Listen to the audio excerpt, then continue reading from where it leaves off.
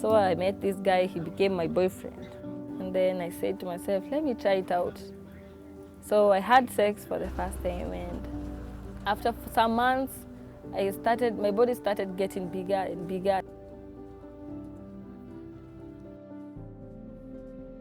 In urban society, we have more girls getting pregnant because of slums, the environment that people are in.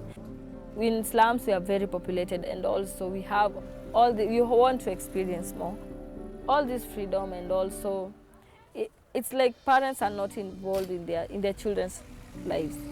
When you give food, school fees, that's okay.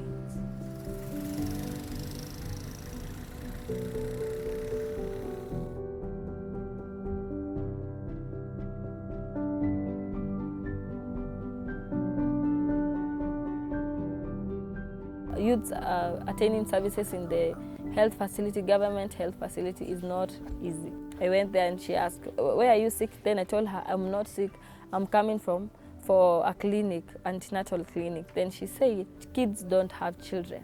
Then I told her, I'm pregnant. Then she said, peleka mimba yako na huko, just take your pregnancy there, out there. Urban poor youth are living in a context which is marginalized. So, for example, they don't have access to quality services. The delivery of comprehensive sexuality education is poorly delivered.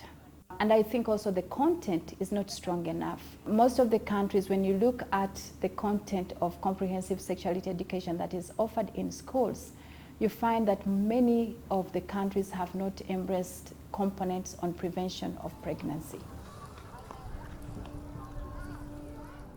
In a slum setting, youth or teenagers are really bound to start sexual activity really early, mainly because of overexposure.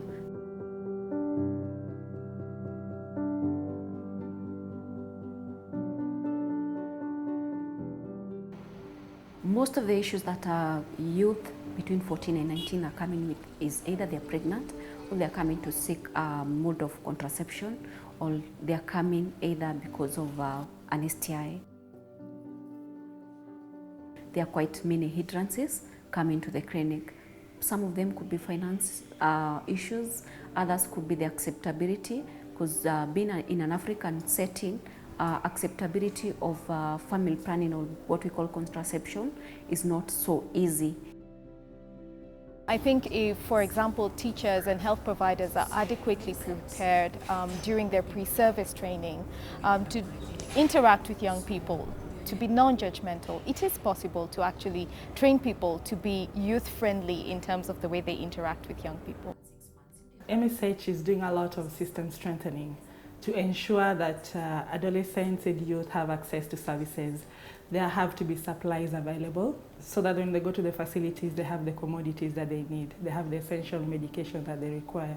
We also train healthcare providers to provide these services. Nowadays it's changing because you can go to the health center and find a youth. You can talk to her, you can give her your problem, and she can explain well. I've seen a change. More youths are actually coming to between 14 and 19, coming to take a contraception even before they achieve. But some of them actually are coming even after they acquire their baby. Like today, I was really talking to a girl. She got her first baby at 16 years old, but right now she's really very determined not to get another unplanned pregnancy. So she has decided to take a long-term method, and that's for us is an achievement.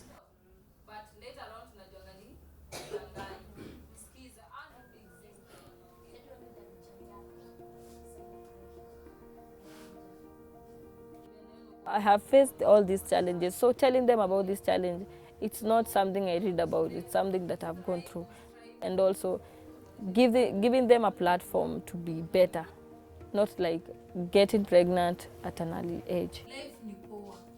When you see youth actively engaged in solutions in urban areas, for me, there's a lot of hope for the future, because I think they have the enthusiasm and oftentimes the commitment to find the creative solutions that are required. And so tapping into that is incredibly important. We need to be prepared to innovate in delivering of programs for the schools and in the way we deliver services to young people. I think it will be important to make sure that the school nurses are trained to offer pregnancy prevention services. Regionally, we need to make sure that education and health sector sit together and work together to improve outcomes of young people who are in schools. Aid can help and help share experiences from other countries, provide some resources to push.